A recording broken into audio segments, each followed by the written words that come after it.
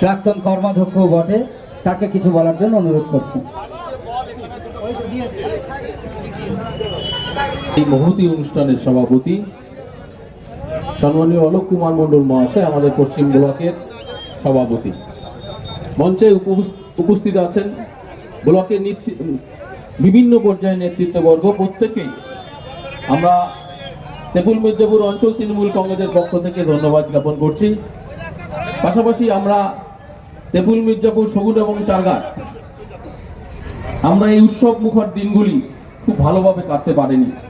আপনারা সবাই জানেন এই তিনটি অঞ্চল পুরো বন্যায় কবলিত আছে, এখনো অনেক মানুষ টেন্টে আছে, কিন্তু আমরা কোনো টেন্টের মানুষদের এবং গরিব মানুষদের আমরা অনারে থাকতে দেয়নি। কারণ মমতা বন্দ্যোপাধ্যায়ের খাদ্যসাথী আছে, কেউ অনাহারে কাটায়নি।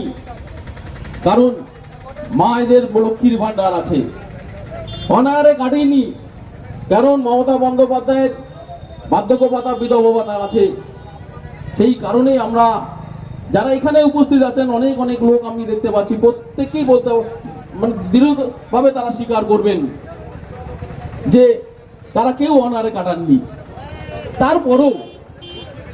তারপরও আমরা স্বরূপনগরের যারা তৃণমূল কংগ্রেস করি, যারা তৃণমূল কংগ্রেসের সৈনিক, স্বরূপনগরের 12টা অঞ্চলের মধ্যে তেঁতুল মির্জাপুর, শগুনা, চারঘাট এবং রামচন্দ্রপুর, এই 4টি অঞ্চল নদীর এপারে। এই 4টি অঞ্চলের মধ্যে তেঁতুল মির্জাপুর এবং পোপাট চারঘাট, এইটুকু জায়গা তৃণমূল কংগ্রেসের উপরে আস্থা সাধারণ মানুষের নেই। প্রমাণ হয়েছে কোথায়? লোকসভা এবং বিধানসভা ভোটে। কেন? কারণটা কি? মানুষ আমাদের কাছে সরে যাচ্ছে কেন? সেই কারণটা উদ্ঘাটন করার জন্য আমাদের সুপ্রিমো মমতা বন্দ্যোপাধ্যায় এবং অভিষেক ব্যানার্জি উত্তর 24 পরগনা জেলা পরিষদের সভাধিপতি সম্মানীয় নারায়ণ গোস্বামী মহাশয়কে দায়িত্ব দিয়েছেন।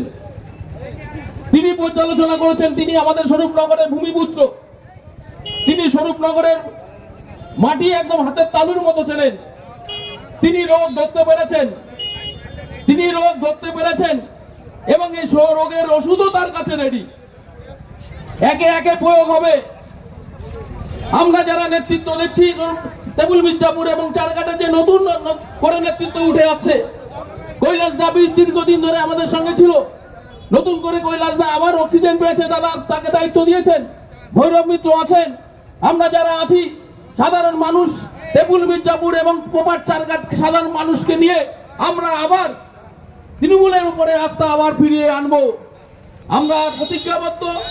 আমরা আজকের এই মঞ্চ থেকে আমরা সেই শপথ গ্রহণ করব এবং বন্যার যে পরিস্থিতি, সেই পরিস্থিতি কেন হচ্ছে তার পুঙ্খানুপুঙ্খানু ব্যাখ্যা আমাদের নেতা নারায়ণ গোস্বামী এখানে দেবেন। আপনারা নিশ্চয়ই শুনবেন। আপনারা আশা করি আপনারা সকলেই আমাদের সঙ্গে থাকবেন, আমাদের পাশে থাকবেন, নারায়ণ গোস্বামীর সঙ্গে থাকবেন। সবাইকে বলার সুযোগ করে দিয়ে আমি আমার সংক্ষিপ্ত বক্তব্য শেষ করছি। জয় হিন্দ, বন্দে মাতরম। তৃণমূল কংগ্রেস জিন্দাবাদ, মমতা বন্দ্যোপাধ্যায় জিন্দাবাদ, অভিষেক ব্যানার্জি জিন্দাবাদ, আমার নেতা নারায়ণ গোস্বামী জিন্দাবাদ।